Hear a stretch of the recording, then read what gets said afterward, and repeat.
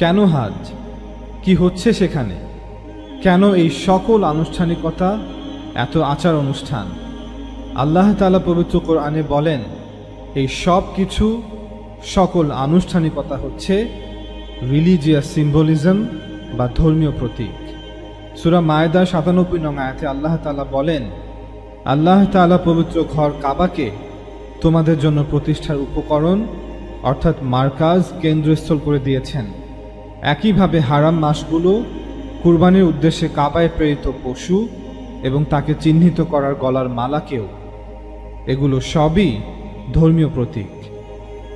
একইভাবে সূরা বাকারার ১২৫ নং আয়াতে আল্লাহ তাআলা বলেন, এবং স্মরণ করো যখন আমি কাবা গৃহকে মানুষের জন্য মিলন কেন্দ্র এবং নিরাপদ স্থল করলাম এবং বললাম, মাকামে ইব্রাহিমকে সালাতের স্থান হিসেবে গ্রহণ করো, এবং ইব্রাহিম ও ইসমাইলকে বলেছিলাম আমার গৃহকে তাওয়াফকারী, ইবাদতকারী এবং রুকু ও সিজদাকারীদের জন্য পবিত্র রাখবে। সূরা মায়েদাতে কিয়াম আল্লিন নাস শব্দটি ব্যবহৃত হয়েছে এবং সূরা বাকারার ১২৫ নং আয়াতে এই একই অর্থ প্রকাশ করার উদ্দেশ্যে মাসাবা শব্দটি ব্যবহৃত হয়েছে। এটি এমন একটি স্থানকে নির্দেশ করে যা ধর্মীয় নেতৃত্বের কেন্দ্রস্থল বা মার্কাজ। ইব্রাহিম আলাইহিস সালামের বংশ বানি ইসমাইল এবং সকল মানুষ যারা এই শেষ রাসূলের উপর বিশ্বাস স্থাপন করবে তাদের জন্য ধর্মীয় নেতৃত্বের কেন্দ্র। যেমনিভাবে বিশ্বের বিভিন্ন দেশগুলোর বিভিন্ন রাজধানী তাদের নিজ নিজ সরকারগুলির জন্য রাজনৈতিক নেতৃত্বের কেন্দ্র, তবে পার্থক্য হচ্ছে বাইতুল্লাহ হলো আধ্যাত্মিক এবং ধর্মীয় নেতৃত্বের কেন্দ্র এবং একটি দেশের রাজধানী হচ্ছে রাজনৈতিক নেতৃত্বের কেন্দ্র। আর বাইতুল্লাহ এবং তার আশপাশের অঞ্চলকে এই হুরমাত এবং এই ইজ্জাত আল্লাহ তাআলা দান করেছেন। একইভাবে হারাম মাসগুলো, কুরবানির উদ্দেশ্যে কাবায় প্রেরিত পশু এবং তাকে চিহ্নিত করার গলার মালা, এই সকল কিছু আল্লাহ তাআলার পক্ষ হতে নিদর্শন এবং ধর্মীয় প্রতীক অর্থাৎ রিলিজিয়াস সিম্বলিজম। এগুলোকে শায়ের বা ধর্মীয় প্রতীক করা হয়েছে যাতে তোমাদের কাছে এটা স্পষ্ট থাকে যে যা কিছু আসমান সমূহে আছে আর যা কিছু জমিনে আছে আল্লাহ তা জানেন, আর আল্লাহ সকল বিষয়ে সবচেয়ে বেশি অবহিত। জেনে রেখো যে শাস্তিদানে আল্লাহ অত্যন্ত কঠোর, অধিকন্তু আল্লাহ বড়ই ক্ষমাশীল এবং পরম দয়ালু। আসলে পুরো হাজি হচ্ছে শায়রুল্লাহ অর্থাৎ আল্লাহ প্রদত্ত রিলিজিয়াস সিম্বলিজম বা ধর্মীয় প্রতীক। আল্লাহ তাআলা নির্ধারণ করেছেন যে এই সকল ধর্মীয় আনুষ্ঠানিকতা পালন করতে হবে এবং এর অভিজ্ঞতা অর্জন করতে হবে, কারণ এই আনুষ্ঠানিকতার প্রতিটি অংশ সুনির্দিষ্ট অর্থ বহন করে। আপনি যেই হাজি করুন, ছোট অথবা বড়, আমাদের প্রত্যেকেরই জানা উচিত যে হজের এবং এর আনুষ্ঠানিকতার প্রকৃত অর্থ, এর মর্ম কী। অন্যথায় এই পুরো হাজ পালন একটি ফর্মালিটি বা প্রথা হিসেবেই থেকে যাবে, ফলে হজের মূল উদ্দেশ্য কখনোই অর্জিত হবে না। তাহলে চলুন আমরা জানার চেষ্টা করি যে এই ভিন্ন ভিন্ন আয়োজন, আনুষ্ঠানিকতা, ধর্মীয় প্রতীক, এই শায়েরগুলো কি অর্থ বহন করে। প্রথমে এহরাম। এহরাম হচ্ছে প্রথম রিলিজিয়াস সিম্বলিজম যা পুরুষ হাজিরা পরিধান করে থাকে। তা আসলে সাদৃশ্য রাখে সেই দুই টুকরো কাপড়ের সাথে যা একজন মৃত বিশ্বাসী ব্যক্তিকে পরিধান করানো হয় অল্প সময়ের মধ্যেই, যার শেষ গন্তব্য হবে কবর। হজের সময় এই দুই টুকরো কাপড় পরিধান করার ফিলসফি বা দর্শন হচ্ছে, যখন আমরা আল্লাহর ঘরে হজের জন্য যাত্রা শুরু করি, আমরা আমাদেরকে স্মরণ করিয়ে দেই যে আমি সাময়িক সময়ের জন্য পৃথিবীর সাথে আমার সকল সম্পর্ক আজ ছিন্ন করছি। যেভাবে একজন মাইয়াতের সম্পর্ক চিরতরে ছিন্ন হয়ে যায়।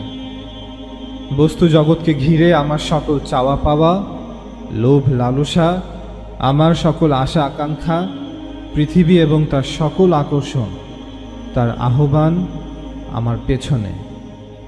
আমি এবং আমরা এই মুহূর্ত থেকে শুধুমাত্র আল্লাহর জন্য নিবেদিত।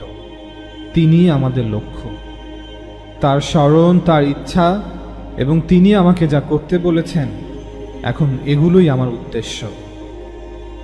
এরপর হাজিরা তালবিয়া অর্থাৎ আল্লাহর জিকির করা শুরু করেন। লব্বাইক আল্লাহুম্মা লব্বাইক, লব্বাইক লা শারীকা লাকা লব্বাইক, ইন্নাল হামদা ওয়ান নি'মাতা লাকা ওয়াল মুলক লা শারীকা লাক। এগুলো কিছু আনুষ্ঠানিক শব্দ যার অর্থ হচ্ছে আমরা উপস্থিত, হে আল্লাহ আমরা উপস্থিত, আমি উপস্থিত আমার রব, আপনার সাথে কোনো শরিক নেই।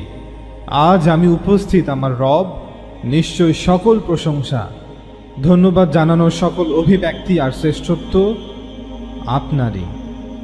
সমস্ত সার্বভৌমত্ব আপনার জন্য, হে আমার রব, আপনার কোনো অংশীদার নেই। এই তালবিয়া মূলত আল্লাহ প্রদত্ত সেই আমন্ত্রণের জবাব, তার আহ্বানে সাড়া দেয়া।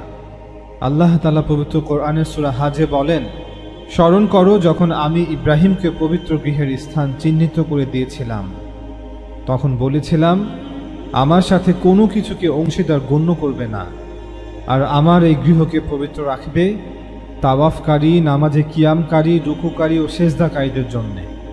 আর মানুষের মাঝে হজের ঘোষণা দাও, তারা তোমার কাছে আসবে পায়ে হেঁটে, আর সব পথক্লান্ত শীর্ণ উটের পিঠে, বহু দূরের পর্বত সংকুল পথ বেয়ে।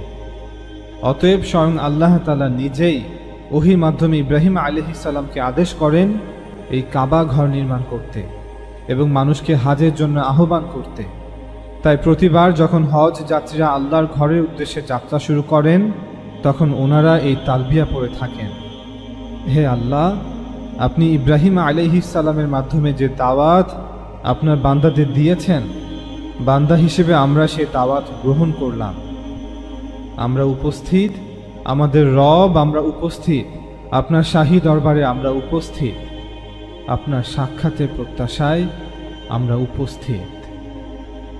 মিকাতের স্থান অতিক্রম করার পূর্বেই হাজিদেরকে ইহরাম অবস্থা ধারণ করতে হয়। মিকাত হচ্ছে হজ সংক্রান্ত কিছু স্থান। হাজিরা ইহরাম অবস্থা ব্যতীত মিকাতের এই স্থানগুলো অতিক্রম করতে পারবে না। অন্যথায় এটি একটি বার্তা যে আমরা এখন আল্লাহ তাআলার সাক্ষাতে যাচ্ছি, আল্লাহ তাআলার নিজস্ব অঞ্চলে। স্পষ্টতই এগুলো সবই সিম্বলিক, নয়তো গোটা বিশ্বজগৎ সকল অস্তিত্ব আল্লাহরই এবং আল্লাহর উপরই নির্ভরশীল।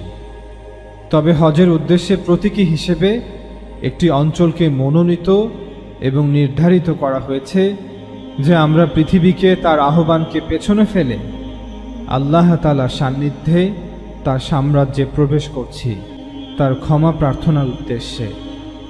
যখন আমরা পবিত্র মসজিদ এলাকায় প্রবেশ করি, অর্থাৎ কাবা ঘরের চারপাশে এলাকায়, মসজিদ হওয়ার জন্য ভবন বা ভবনের ছাদ থাকা জরুরি নয়। মসজিদ হচ্ছে সেজদা করার স্থান। অতএব কারণে কাবা এবং কাবার চারপাশকে মসজিদ বা মসজিদে হারাম অর্থাৎ পবিত্র মসজিদ বলা হয়।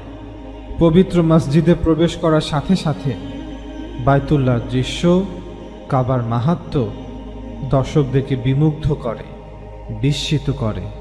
চোখ তার সকল প্রয়োজনকে যেন ভুলে যায়। যদিও কাবা খুব বড় কোনো স্থাপনা নয়, তবে এই স্থাপনা যেভাবে তার প্রভাব কোটি হৃদয়ে অঙ্কন করে, যেভাবে তার দর্শকদেরকে স্তব্ধ করে দেয়, এই অনুভূতি এমন কিছু যার শুধুমাত্র অভিজ্ঞতাই নেওয়া যায়। কেউ বর্ণনা করেও যেন বর্ণনা করতে ব্যর্থ হয়ে যায়। এটাই হচ্ছে বায়তুল্লাহ, আল্লাহর ঘর, যা সবচেয়ে বড় প্রতীক, যা নির্মাণ করা হয়েছে আল্লাহকে স্মরণের উদ্দেশ্যে। এই ঘরের কোণে একটি কালো পাথর রাখা আছে। এটাকে আল্লাহর ডান হাত বলা হয়, অবশ্যই প্রতীকীভাবে। আমরা হয় এটাকে চুম্বন করি অথবা দূর থেকে ইশারা করি। অনেকে বলে আমরা মুসলমানরা এই কালো পাথরের পূজা করি। এর জবাব হচ্ছে, আমরা মুসলিমরা কোনো পাথরেরই পূজা করি না। আমরা খোদা তাআলার উপাসনা করে থাকি, খোদার সামনে সেজদায় নত হই। আল্লাহ তাআলার যে ঘর ইব্রাহিম আলাইহিস সালামের মাধ্যমে বানানো হয়েছে, এটাকে অনেকে মনে করেন যেন খোদা নিজে এখানে থাকতে এসেছেন। এটা আসলে মসজিদ। কোরআন পরিষ্কারভাবে বলছে যে এটা মসজিদে হারাম, অর্থাৎ ইব্রাহিম আলাইহিস সালাম একটি মসজিদ বানিয়েছিলেন। যাতে করে এই মসজিদ পুরো দুনিয়ার সকল মসজিদের জন্য একটি মারকাজি মসজিদ বা কেন্দ্রীয় মসজিদের ভূমিকা পালন করে। অতএব এটা মসজিদ, মসজিদ আল হারাম। আর এই মসজিদের জন্য যে আদব নির্ধারণ করা হয়েছে তা আলামত স্বরূপ। আলামত মানেই হচ্ছে যে আপনি কিছু বাস্তবতাকে প্রতীকী চিহ্নের মাধ্যমে সকলের সামনে তুলে ধরেন, অর্থাৎ সিম্বলিক এক্সপ্রেশন বা আলামতের বহিঃপ্রকাশ, যাকে বিভিন্ন রূপ প্রদান করা হয়। এটাকে একটু ভালো করে বুঝে নিন, কারণ এমন অনেক জিনিস ভুল ধারণা জন্ম দেয়। আমাদের দেশের একটি পতাকা রয়েছে, একটি কাপড়ই তো, বাজার থেকেই তো এই কাপড় কেনা হয়, তখন এর তেমন কোনো মূল্যই থাকে না। কিন্তু যখন সেই সাধারণ কাপড় দিয়ে আমাদের দেশের পতাকা তৈরি করা হয়, তা ওড়ানো হয়, তখন আমরা সকলেই এর সম্মানে দাঁড়িয়ে যাই। কারণ এই পতাকা এখন দেশের সাথে আমাদের প্রেম ভালোবাসার যে বাস্তবতা তার সিম্বল বা আলামত হয়ে যায়। তাই এই কারণে আমরা এই পতাকার সম্মান করি, এহতেরামও করি। এভাবেই এমন অনেক বিষয় আমাদের জজবাত বা আবেগ অনুভূতির আলামত হয়ে যায়। উদাহরণস্বরূপ, আমরা যখন কোনো বন্ধুর সাথে সাক্ষাৎ করি তখন তার হাতের সাথে হাত মিলিয়ে অনেকক্ষণ মুসাফাও করি। কি এটা? এটা আসলে একটি আলামত যে আমরা একে অপরকে আমাদের ভালোবাসা প্রকাশ করছি। একইভাবে এই হারাম এবং হারামের চারপাশে যা কিছু করা হয় এগুলো কিছু বাস্তবতার আলামত মাত্র। তাই মসজিদে হারামের এক কোণে কাবার প্রথম নির্মাণের একটি পাথর আলামত হিসেবে রাখা হয়েছে, যাকে হাজরে আসওয়াদ বলা হয়ে থাকে। এটা মূলত ইয়ামিনুল্লাহ, আল্লাহ তাআলার হাতের আলামত। আমরা আসলে আল্লাহ তাআলার সাথে ইতাআত বা আনুগত্যের বান্দিগির ওয়াদা করে থাকি। এজন্য একটি হচ্ছে আপনার হাত আর অন্যটি খোদার হাত। এই ওয়াদার আলামত হচ্ছে এই নির্ধারণ করে দেয়া আনুষ্ঠানিকতা। এজন্য আমরা যখন হাজরে আসওয়াদকে ছুঁয়ে বা দূর থেকে ইশারা করে তাওয়াফ শুরু করি, তখন দোয়া করি, আল্লাহুম্মা ঈমানান বিকা ওয়া তাসদীকান বিকিতাবিকা ওয়া ওয়াফাআন বিআহদিকা ওয়া ইত্তিবাআন লিসুন্নতি নবিয়িকা মুহাম্মাদিন সাল্লাল্লাহু আলাইহি ওয়াসাল্লাম। অর্থাৎ, হে আল্লাহ, আমি আপনার প্রতি ঈমান এনে আপনার কিতাবকে সত্যায়ন করে আপনার সাথে করা ওয়াদাকে, চুক্তিকে মেনে এবং আপনার নবী মুহাম্মদ আরবি সাল্লাল্লাহু আলাইহি ওয়াসাল্লামের অনুসরণ করে তাওয়াফ শুরু করছি। মূল কথা হচ্ছে, হে আল্লাহ, আমি আপনার উপর ঈমানকে জিন্দা করছি এবং আপনার সাথে করা চুক্তির আনুগত্যের ঘোষণা দিচ্ছি। পুরনো যুগে যখন কারো সাথে আনুগত্যের বায়াত করা হতো বা আনুগত্যের ওয়াদা করা হতো, তখন সাধারণভাবে হাতের উপর হাত রেখে হাত চুম্বন করা হতো। এটি পুরনো একটি রেওয়াজ ছিল, যা আজও আরব সহ বিভিন্ন অঞ্চলে পালন করা হয়। এই প্রথাকেই আল্লাহ তাআলা আলামত হিসেবে ব্যবহার করেছেন যখন তার বান্দা বান্দিরা তার সাথে ওয়াদাবদ্ধ হয়। মানুষ কাবাতে যায় আর মনে করেন একটি পাথর চুম্বন করতে হবে, তাই করছি। বাস্তবতা হচ্ছে এটা ইয়ামিনুল্লাহ, আল্লাহর হাতের আলামত, যাকে প্রতীকী হিসেবে চুম্বন করে আরশে সমাসীন রবের সাথে আনুগত্যের ওয়াদা করা হয়। একটি আপনার হাত আর অন্যটি খোদার হাত। সেই হাতে হাত রেখে তার হাতে চুম্বন করে ওয়াদা করা হচ্ছে। অতএব পরিষ্কারভাবেই এটা কোনো পাথরের পূজা নয়। এখানে আরেকটি বিষয় পরিষ্কার করা প্রয়োজন, যাতে করে আর কোনো ভুল ধারণা না জন্মায়। এই যে এত মূর্তি যেগুলোকে মানুষ পূজা করে, যদি এই মূর্তিগুলোর পেছনে যে বাস্তবতা আছে তা সত্যি সত্যি কোনো বাস্তবতা হতো, তবে এটা গুনাহ হতো না, কারণ তখন এই মূর্তিগুলো সে বাস্তবতার আলামত হয়ে যেত। কোরআন মাজিদ কি বলে এই মূর্তিগুলোর বিষয়ে? আল্লাহ তাআলা পবিত্র কোরআনের সূরা নাজমে বলেন, আসমাউন সাম্মাইতুমুহা, এই মূর্তিগুলো তো কেবল কতগুলো নাম, যে নাম তোমরা আর তোমাদের পিতৃপুরুষরা রেখেছ। এর পক্ষে আল্লাহ কোনো প্রমাণ অবতীর্ণ করেননি। তারা তো শুধু অনুমান আর প্রবৃত্তিরই অনুসরণ করে। যদিও তাদের কাছে তাদের প্রতিপালকের পক্ষ থেকে পথ নির্দেশ এসেছে। অর্থাৎ এই মূর্তিগুলোর পেছনে কোনো বাস্তবতা নেই, এগুলো শুধুই মানুষের দেয়া কিছু নাম মাত্র। সুতরাং আল্লাহ তাআলা যদি কোনো বাস্তবতাকে আলামত স্বরূপ প্রতীকী হিসেবে প্রকাশ করেন পাথরের মাধ্যমে, এতে কোনো সমস্যা নেই, কারণ এর পেছনের বাস্তবতা সত্য। তবে এই মূর্তিগুলোর পেছনে কোনো ধরনের কোনো রকমের বাস্তবতা নেই। তারা বলেন এটি অমুকের মূর্তি, অমুক খোদার মূর্তি। প্রশ্ন হচ্ছে, কে সেই অমুক? সে কি আসলেই খোদা?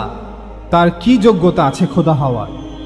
তাকে কি প্রকৃত ঈশ্বর কোনো কর্তৃত্ব, ক্ষমতা, এখতিয়ার দিয়েছেন? এই মূর্তিগুলো সম্পর্কে যা কিছু বলা হচ্ছে তা মূলত প্রকৃত ঈশ্বর সম্পর্কে মিথ্যা আর তার ব্যাপারে অপবাদ। এর কোনো বাস্তবতা নেই। এজন্য এই কথা যে মূর্তি পূজা কোনো খারাপ জিনিস, ব্যাপারটা এমন নয়। মূর্তি পূজা এজন্য একটি বড় ধরনের শিরক, কারণ এ সংক্রান্ত যে কথা বলা হচ্ছে তা ভুল এবং মিথ্যা। যে জিনিসকে তারা বাস্তবতা মনে করছে তা মোটেও বাস্তবতা নয়। যে বিশ্বাস মূর্তি পূজারীরা প্রতিষ্ঠিত করেছে তার ন্যূনতম কোনো ভিত্তি নেই। অতএব খোদার যেহেতু কোনো অংশীদার নেই, এখন তারা যাকেই খোদার অংশীদার সাব্যস্ত করে তার মূর্তি তৈরি করে তার পূজা করুন বা মূর্তি তৈরি না করে পূজা করুন, সব সময়ই এটি একটি অপরাধ। অর্থাৎ খোদার সাথে শিরক করা বা অংশীদার সাব্যস্ত করা, খোদাকে নিয়ে মিথ্যা বলা। আর খোদার ব্যাপারে মিথ্যা বলা মহাপাপ, মহা অন্যায়, মহা জুলুম। এজন্য শিরক সবচেয়ে বড় গুনাহ। মূর্তি পূজা তৈরি হয়েছে এখান থেকে যে প্রথমে কিছু ব্যক্তিকে খোদার অংশীদার বানানো হয়েছে। এটি একটি মিথ্যা ছিল। অতঃপর তাদের মূর্তি বানানো হয়েছে প্রতীকী হিসেবে। এখন সেই প্রতীককেই পূজা করা হচ্ছে। আলামতের প্রকাশ কোনো খারাপ কিছু নয়, তবে যদি তা মিথ্যার উপর প্রতিষ্ঠিত হয়। নামাজে আমরা কি করি? রুকু, সেজদা, এগুলো কি? খোদার বরত্বের স্বীকারোক্তি, খোদার দাসত্বের স্বীকারোক্তি, যা শরীরকে নত করার মাধ্যমে আলামত বা প্রতীকী হিসেবে প্রকাশ করা হয় যে আমি দাস আর আপনি আমার মনিব, আমার মালিক, আমার ত্রাণকর্তা, আমার পালনকর্তা, আমার সৃষ্টিকর্তা। তাই আলামত বানানো, আলামত প্রতিষ্ঠিত করা এটি নিজে কোনো খারাপ জিনিস নয়। মূল কথা হচ্ছে এর পেছনে কি বলা হচ্ছে। যদি সেই কথা শিরক হয়, যদি সেই কথা এমন হয় যা অন্য কাউকে বা অনেককে খোদার অংশীদার সাব্যস্ত করা হয়, তো এই কথা মিথ্যা এবং এর আলামত মিথ্যা। আমরা মুসলিমরা হাজরা আসওয়াদকে চুম্বন করে বা ইশারা করে তাওয়াফ শুরু করি। তাওয়াফ মূলত কি? এর জবাব পবিত্র কোরআনে পরোক্ষভাবে দেয়া আছে। আল্লাহ তাআলা সূরা আনফালের ৩৫ নং আয়াতে বলেন, ওয়ামা কানা সালাতুহুম ইনদাল বাইতি ইল্লা মুকাআন ওয়া তাসদিয়া। কাবা গৃহের নিকট তাদের সালাত বা নামাজ হাততালি মারা আর শীষ দেয়া ছাড়া কিছুই না। অর্থাৎ তারা কাবা গৃহের তাওয়াফ করা অবস্থায় হাততালি দিত এবং শীষ বাজাত। এখান থেকে ধারণা করা যায় যে তাওয়াফ মূলত নামাজের মতো একটি ইবাদাত এবং নামাজেরই একটি প্রকার, যেখানে কাবার চারপাশে তাওয়াফ করা মূলত একটি আলামত, প্রতীক। যে আলামতের মাধ্যমে এমনটা প্রমাণ করা হয় যে আল্লাহ, যিনি আমাদের প্রতিপালক, তিনি আমাদের কেন্দ্রস্থল। আমাদের অস্তিত্ব তাকে কেন্দ্র করেই, তিনি আমাদের জীবনের উদ্দেশ্য। তাকে ঘিরেই আমাদের প্রতিটি মুহূর্ত, আমাদের পুরো জীবন। যখন আমরা তাওয়াফ করি, যেন প্রতিটি কদমে আমরা আমাদের প্রভুর নিকটে অগ্রসর হচ্ছি। এরপর আমরা সাফা মারওয়া 2 পাহাড়ের দিকে অগ্রসর হই এবং সেখানে পৌঁছে 7 বার সাই করে থাকি। এখানেও প্রশ্ন হতে পারে, সাই কেন করে থাকি? ইমাম হামিদ উদ্দিন ফারাহি বলেন, তৎকালীন সময়ে যে পশু কুরবানি করা হতো তাকে কুরবানি করার স্থানে বা প্রান্তরে ঘোরানো হতো। মারওয়া মূলত কুরবান গাহ ছিল এবং এখানেই ইসমাইল আলাইহিস সালামকে কুরবানি করার জন্য ইব্রাহিম আলাইহিস সালাম নিয়ে গিয়েছিলেন। ইমাম ফারাহির মতে এই সাই করা মূলত সেই কুরবানির সাইর স্মরণ চিহ্ন। তানাখ বা ওল্ড টেস্টামেন্টের বুক অফ জেনেসিসের চ্যাপ্টার 22-তে বলা আছে, God said, Take now thy son, thine only son Isaac, whom thou lovest, and get thee into the land of Moriah, and offer him there for a burnt offering, upon one of the mountains which I will tell thee of. ঈশ্বর বললেন, ইব্রাহিম, তোমার একমাত্র পুত্র যাকে তুমি ভালোবাসো সেই ইসহাককে মোরায়া ভূমিতে নিয়ে যাও। সেখানে পর্বতগুলির মধ্যে একটির উপর তাকে আমার উদ্দেশ্যে বলি দাও। আমি তোমাকে বলে দিব কোন পর্বতের উপর তুমি তাকে বলি দিবে। এখানে যদিও ইসমাইল আলাইহিস সালামের নাম পরিবর্তন করে তার ছোট ভাই ইসহাক আলাইহিস সালামের নাম অন্তর্ভুক্ত করা হয়েছে, তবুও সাফা মারওয়া পর্বতের মারওয়া নামটি এখানেও দৃশ্যমান। অর্থাৎ ভাষাগত পার্থক্যের কারণে হিব্রু এবং আরবিতে নামটি আংশিক ভিন্নভাবে উচ্চারিত হচ্ছে।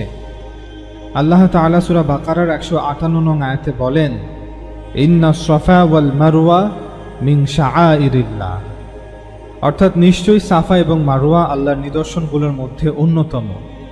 কাজেই যে ব্যক্তি কাবা গৃহের হাজ অথবা উমরা করবে, এ দুটোর সাই করাতে তাদের কোনোই গুনাহ নেই।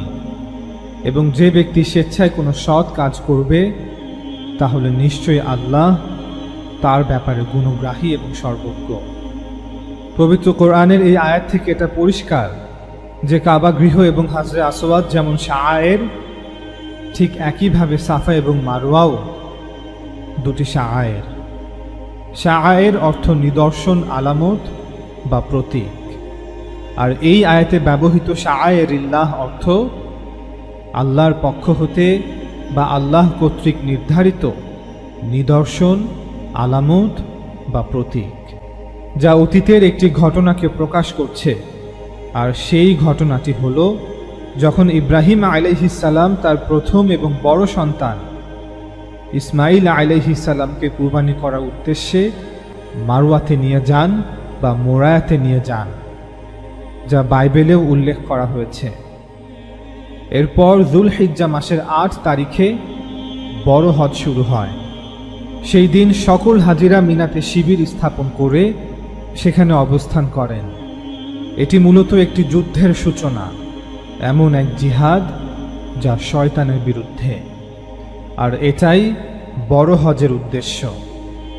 আল্লাহ তাআলা সকল হাজিদেরকে আহ্বান করছেন পৃথিবীর সমস্ত অঞ্চলগুলো হতে, যাতে তারা আল্লাহর ঘরে উপস্থিত হয়, হাজরে আসওয়াদে হাত রেখে তাতে চুম্বন করে ওয়াদাবদ্ধ হয় এবং বায়াত গ্রহণ করে যে তারা তাদের শত্রু শয়তানের বিরুদ্ধে লড়াই করবে মৃত্যু অবধি। সকল হাজিরা যেন এক বিশাল সেনাবাহিনী, যারা এখন মিনার শিবিরগুলোতে অবস্থান করছে এবং পরদিন 9ম দিনে আরাফার প্রান্তরের উদ্দেশ্যে রওয়ানা হবে। তারা সেখানে আল্লাহর নিকট প্রার্থনা করবে, ইমামের নেতৃত্বে সালাত কায়েম করবে, আল্লাহর নিকট ক্ষমা প্রার্থনা করবে। এই যুদ্ধে তারা আল্লাহর সাহায্যের প্রার্থনা করবে, যাতে তারা মৃত্যু অবধি এই যুদ্ধে জয়ী থাকে। কারণ আদম আলাইহিস সালামের মতো আল্লাহর নিকট ক্ষমা প্রার্থনা ছাড়া এবং নিজেদেরকে পাপ হতে পবিত্র করা ছাড়া এই যুদ্ধে জয়ী হওয়া সম্ভব নয়। এরপর হাজিদের বাহিনী মুজদালিফার উদ্দেশ্যে রওনা করেন, যেখানে তারা সাময়িক বিশ্রাম গ্রহণ করেন এবং সেখান হতে পাথরও সংগ্রহ করেন। এই পাথর সংগ্রহ এমন যেন যুদ্ধের জন্য অস্ত্র সংগ্রহ করা, কারণ অস্ত্র ছাড়া শত্রু মোকাবেলা কখনোই সম্ভব নয়। অতঃপর 10ম তারিখে সকল হাজিরা পশু কুরবানি করে থাকেন। এখানেও প্রশ্ন হতে পারে, হাজিরা এবং মুসলিমরা কেন পশু কুরবানি করে থাকেন? প্রকৃত অর্থে কুরবানি হচ্ছে একটি প্রতীকী আমল, অর্থাৎ একটি আলামত, নিদর্শন বা সিম্বলিক এক্সপ্রেশন। মহান আল্লাহ তাআলা স্রষ্টা হিসেবে, আমাদের প্রতিপালক প্রভু হিসেবে তার সৃষ্ট মানুষের জন্য কিছু বিষয়াদি আবশ্যক করেছেন। সৃষ্টি হিসেবে যেন আমরা মানুষরা পুরো সৃষ্টি জগতের ন্যায় তার অনুগত থাকি। আমাদের সামনে ঈমান সত্য সাব্যস্ত হওয়ার পর আমরা যেন সত্যকে গ্রহণ করি। প্রকৃত ধর্ম সত্য হিসেবে সাব্যস্ত হওয়ার পর আমরা যেন তার মহান সত্তার ধর্মকে রক্ষার্থে তার মহান সত্তার ধর্মের প্রয়োজনে নিজের জীবন ও নিজের সম্পদও কুরবানি করতে প্রস্তুত থাকি। আল্লাহ তাআলা সাহাবাদের সম্পর্কে পবিত্র কোরআনে বলেন, ইন্নাল্লাহা আশতারা মিনাল মুমিনিন আনফুসাহুম ওয়া আমওয়ালাহুম বিআন্না লাহুমুল জান্নাহ। আল্লাহ ক্রয় করে নিয়েছেন ঈমানদারদের থেকে তাদের জীবন ও তাদের সম্পদ এই মূল্যে যে তাদের জন্য রয়েছে জান্নাত। মহান আল্লাহর প্রতি বিশ্বাসী একটি চাহিদাই হচ্ছে যে একজন ঈমানদার সর্বসময় সত্যের জন্য, আল্লাহর দ্বীনের জন্য, দ্বীনের সহায়তার জন্য নিজেকে কুরবানি করতে প্রস্তুত থাকবে, তার ধন সম্পদ দিয়ে অথবা প্রয়োজনে তার প্রাণ কুরবানি করার মাধ্যমে। এই বাস্তবতাকে এবং আল্লাহর পক্ষ হতে এই চাহিদাকে, এই দর্শনকে ঈমানদারদের মধ্যে স্মরণে রাখার জন্য, সতেজ রাখার জন্য প্রতীকী স্বরূপ আমরা কুরবানি করে থাকি, যা একটি আলামত বা প্রতীকী চিহ্ন। পরবর্তীতে সে প্রাণীর গোশত গরিব অসহায়দের মাঝে, সামর্থ্যহীন আত্মীয় স্বজন, প্রতিবেশীদের মাঝে বিতরণ করা হয়। অর্থাৎ আপনি আপনার সম্পদ খরচ করে একটি প্রাণী কুরবানি করার মাধ্যমে আপনার সম্পদ, আপনার জীবনকে আল্লাহর রাহে কুরবানি করার এই চুক্তিকে প্রতীকী হিসেবে আলামত স্বরূপ প্রকাশ করছেন যে আমার সম্পদ, আমার প্রাণ সর্বাবস্থায়, আমার অস্তিত্ব, আমার জীবনের স্রষ্টা মহান আল্লাহর জন্য। সত্যের জন্য যদি আমার জীবনও চাওয়া হয় তবে তাও আমি দিতে রাজি আছি। দ্বিতীয়ত, আল্লাহ তাআলা ঈদুল আজহা ঈমানদারদেরকে দান করেছেন যাতে করে এর মাধ্যমে হযরত ইব্রাহিম আলাইহিস সালামের সেই মহান কুরবানিকে মানুষের মাঝে স্মরণ রাখা যায়। এখানে আরেকটি বিষয় পরিষ্কার করা প্রয়োজন। আল্লাহ তাআলা কখনোই হযরত ইব্রাহিম আলাইহিস সালামকে আদেশ করেননি যে যাও তুমি তোমার পুত্র ইসমাইলকে কুরবানি করো। আল্লাহ তাআলা পবিত্র কোরআনে সূরা সাফাতে বলেন, ইব্রাহিম বলল, হে আমার প্রতিপালক, তুমি আমাকে এক সৎ কর্মশীল পুত্র সন্তান দান করো। অতঃপর আমি তাকে এক অতি ধৈর্যশীল পুত্রের সুসংবাদ দিলাম। অতঃপর ইসমাইল যখন তার পিতার সাথে চলাফেরা করার বয়সে পৌঁছল, তখন ইব্রাহিম বলল, বৎস, আমি স্বপ্নে দেখিয়েছি যে আমি তোমাকে জবেহ করছি, এখন বলো তোমার অভিমত কি? ইসমাইল বলল, হে পিতা, আপনাকে যা আদেশ করা হয়েছে আপনি তাই করুন। আল্লাহ চাইলে আপনি আমাকে ধৈর্যশীলই পাবেন। দুজনেই যখন আনুগত্যে মাথা নুয়ে দিল আর ইব্রাহিম তাকে উপর করে শুয়ে দিল, তখন আমি তাকে ডাক দিলাম, হে ইব্রাহিম, তুমি তো স্বপ্নকে সত্যে পরিণত করেই ছাড়লে। এই আয়াত থেকে পরিষ্কার যে আল্লাহ তাআলা ইব্রাহিম আলাইহিস সালামকে কুরবানির আদেশ করেননি, বরং ইব্রাহিম আলাইহিস সালাম তার দেখা স্বপ্নের আক্ষরিক ব্যাখ্যা করেছেন। তিনি আলাইহিস সালাম মনে করেছেন যে হয়তো আল্লাহ আমাকে আদেশ করছেন যেন আমি আমার পুত্র ইসমাইলকে এইভাবেই স্বপ্ন অনুযায়ী জবেহ করি। এজন্যই পরবর্তীতে আল্লাহ তাআলা জিবরাইল আলাইহিস সালামকে ওহীসহ পাঠিয়ে জানান, হে ইব্রাহিম, তুমি তো তোমার দেখা স্বপ্নকে আক্ষরিক অর্থেই বাস্তবায়ন করে ছাড়লে, অথচ এই স্বপ্ন ছিল আলামত স্বরূপ। এই স্বপ্নের অর্থ তা নয় যা তুমি বুঝেছ। প্রকৃত অর্থে স্বপ্নের অর্থ ছিল যে আল্লাহ চাচ্ছেন তুমি যেন তোমার এই পুত্রকে আল্লাহর রাহে কুরবান করো। তাকে আল্লাহ বাছাই করেছেন তুমি যেন তোমার এই পুত্রকে ত্যাগ করো। সে এই বাক্কা বা মাক্কা প্রান্তরেই বসবাস করবে এবং এই অঞ্চলে মানুষকে আল্লাহর দিকে আহ্বান করবে। আল্লাহ তাকে নবুয়ত দান করবেন এবং তার মাধ্যমে এই ভূমিকে আবাদ করবেন। এখানে একত্ববাদের মার্কাজ প্রতিষ্ঠিত করবেন।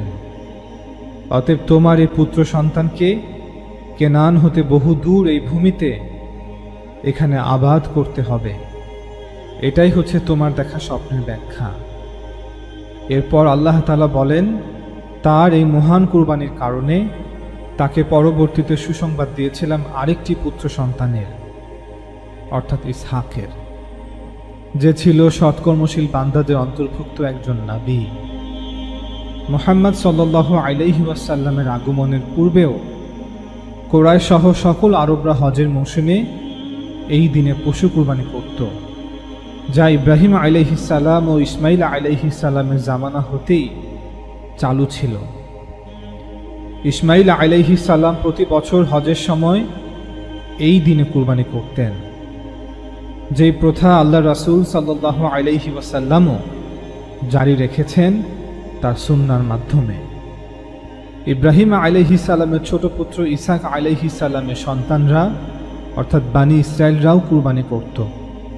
এই সম্পর্কে তাওরাত, তানাখ এবং মিশনাতে বিস্তারিতভাবে আলোচনা করা হয়েছে।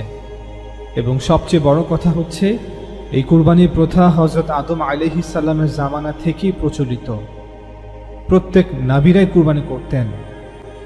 এজন্যই আপনি পৃথিবীর যে কোনো অঞ্চলের যে কোনো ধর্মকে দেখুন, সর্বত্র এই পশু কুরবানির প্রথা অর্থাৎ অ্যানিম্যাল স্যাক্রিফাইস খুঁজে পাবেনই। আমাদের ভারতীয় উপমহাদেশে এই কুরবানিকে বলা হয় বলিদান। একইভাবে প্রত্যেক ধর্মের আনুষ্ঠানিক উপাসনাতে অর্থাৎ সিজদা, রুকু, দণ্ডায়মান থাকা, উপাসনালয় প্রদক্ষিণ করা, না খেয়ে রোজা রাখা, এই ইবাদতগুলো খুঁজে পাবেনি। তবে যখন কোনো অঞ্চলের কোনো জাতির কাছে প্রেরিত নবীর ইন্তেকাল হয়ে যায়, অতঃপর কয়েক প্রজন্মের মধ্যেই তাদের বিশ্বাসের মতো তাদের উপাসনাতে এবং সেই উপাসনার দর্শনেও বিকৃতি ঘটে। আর ঠিক এমনটাই হয়েছে কুরবানি এবং কুরবানির দর্শনের ক্ষেত্রে। কুরবানির দর্শন বিকৃত হতে হতে একসময় মানুষ হিউম্যান স্যাক্রিফাইস অর্থাৎ মানব বলিদান করতেও শুরু করে এবং মনে করে যে পশু কুরবানি করলে ঈশ্বর দেবদেবীরা খুশি হয়, আর যদি মানব কুরবানি করা হয় তবে তারা আরও বেশি খুশি হবে। ফলে আমাদের সকল চাওয়া পাওয়া, বিপদ আপদ হতে রক্ষা মিলবে। পবিত্র কোরআনের সূরা হজ আয়াত 36 এবং 37 আল্লাহ তাআলা বলেন, আর কুরবানির উটগুলোকে আমি করেছি শাআইরিল্লাহ, আল্লাহর নিদর্শন সমূহের অন্যতম, তাতে তোমাদের জন্য কল্যাণ আছে। কাজেই সারিবদ্ধভাবে দাঁড়ানো অবস্থায় ওগুলোর উপর তোমরা আল্লাহর নাম উচ্চারণ করো। তারপর যখন সেগুলো কাত হয়ে পড়ে যায় তখন তোমরা তা থেকে খাও এবং আহার করার ধৈর্যশীল অভাবগ্রস্তকে ও সাহায্য প্রার্থীদেরকে। এভাবে আমি সে প্রাণীগুলোকে তোমাদের অনুগত করে দিয়েছি, যাতে তোমরা তোমাদের রবের কৃতজ্ঞতা প্রকাশ করো। আল্লাহর কাছে ওগুলোর না গোশত পৌঁছে আর না রক্ত পৌঁছে, বরং তার কাছে পৌঁছে তোমাদের তাকওয়া। এই আয়াত থেকে পরিষ্কার যে আল্লাহ তাআলা কুরবানি দেখে খুশি হন না, বরং বান্দার হৃদয়ে আল্লাহর জন্য নিজেকে কুরবান করার যে মনোভাব, যে বাসনা, যে বিশ্বাস, তাই আল্লাহর কাছে পৌঁছে। আর এই আয়াতগুলো থেকে এটাও পরিষ্কার যে এই কুরবানি মূলত আলামত স্বরূপ করা হয়, যা কুরবানির এই দর্শনকে প্রকাশ করছে যে আমরা প্রস্তুত নিজেদেরকে কুরবান করার জন্য। যখন আমাদের কুরবানি চাওয়া হবে তখন আমরাও নিজেদের কুরবান করে দিব। কুরবানি করার পর হাজিরা পরবর্তীতে তাদের মাথার চুল কেটে ফেলেন বা মাথা পুরোপুরিভাবে মুন্ডন করে থাকেন এবং নারী হাজিরা তাদের চুলের আংশিক অংশ কেটে ফেলেন। মাথার চুল কেটে ফেলার দ্বারা প্রতীকীভাবে ঘোষণা করা হয় যে আমরা এখন থেকে আল্লাহর দাস এবং আল্লাহর দাসী। তৎকালীন সময়ে আরব সহ বিভিন্ন অঞ্চলে যখন দাস প্রথা ছিল, তখন কেউ কোনো দাস ক্রয় করলে তার মাথা মুন্ডিয়ে ফেলা হতো, যা প্রকাশ করত যে সে একজন দাস। আর এই আলামতটিকেই আল্লাহ তার বান্দাদের জন্য ব্যবহার করেছেন। সর্বশেষে হজের অন্যতম প্রধান একটি আনুষ্ঠানিকতা হচ্ছে শয়তানকে 3টি স্থানে 3টি স্তম্ভে পাথর নিক্ষেপ করা। হাজিরা পাথর নিক্ষেপের মাধ্যমে শয়তানের বিরুদ্ধে তাদের ক্রোধ এবং ঘৃণা প্রকাশ করে থাকেন। পাথর দ্বারা স্তম্ভগুলোতে আঘাত করার মাধ্যমে আদম সন্তানদের চিরশত্রু শয়তানের বিরুদ্ধে যুদ্ধের ঘোষণা করা হয়, যে মৃত্যু অবধি এই যুদ্ধ চলমান থাকবে। ইমাম হামিদ উদ্দিন ফারাহির মতে এই তিনটি স্তম্ভ দিয়ে বড় থেকে ছোট গুনাহগুলোকে বোঝানো হয়ে থাকে। শয়তান যে কোনো সময় আমাদেরকে বিভিন্ন গুনাহের দিকে আহ্বান করতে পারে, বড় কিংবা ছোট। তাই সব সময় আমাদেরকে চৌকস এবং সজাগ থাকতে হবে, যেন কোনোভাবেই শয়তানের কাছে পরাজিত না হই অথবা তার আহ্বানে কোনোভাবেই সাড়া না দেই। পাথর নিক্ষেপের এই আনুষ্ঠানিকতা 10ই জিলহজ থেকে 13ই জিলহজ পর্যন্ত চলমান থাকে। এভাবে হাজিদেরকে মনে করিয়ে দেয়া হয় যে এই যুদ্ধ একটি চলমান যুদ্ধ। অতঃপর হাজিরা হারামে গিয়ে পবিত্র কাবাকে 7 বার তাওয়াফ করেন। এর মাধ্যমে আল্লাহর কাছে ক্ষমা প্রার্থনা করেন যেন তিনি সুবহানাহু ওয়া তাআলা হজ চলাকালীন সকল ভুল ত্রুটিকে ক্ষমা করে দেন এবং জীবনের অতীত এবং ভবিষ্যৎকেও ক্ষমা করে দেন। শয়তানের সাথে এই চলমান যুদ্ধে তিনি আজ্জা ওয়া জাল যেন তার সাহায্যের ছায়া, তার রহমতের ছায়ায় আমাদেরকে ঢেকে রাখেন। খোদার সাথে যে ওয়াদাকে হাজিরা নবায়ন করেছেন, যে চুক্তিতে নতুনভাবে ওয়াদাবদ্ধ হয়েছেন, সেই মোতাবেক যেন বাকি জীবনটা অতিবাহিত করতে পারেন। যদিও পবিত্র হজ আনুষ্ঠানিকতায় পূর্ণ একটি ইবাদত, তবে এই প্রত্যেকটি আনুষ্ঠানিকতার একটি নির্দিষ্ট অর্থ রয়েছে। একজন হাজি তখনই তার হজকে অর্থবহ করতে পারবে যখন তিনি হজের এই সকল আনুষ্ঠানিকতা, এই আলামতগুলোর অন্তর্নিহিত অর্থ অনুধাবন করতে সক্ষম হবেন। তবেই একজন হাজির এই হজের অভিজ্ঞতা তার সারা জীবনের সঞ্চয় হয়ে থাকবে, যা তাকে মৃত্যু অবধি পবিত্র রাখবে, শয়তানের বিপক্ষে জয়ী রাখবে।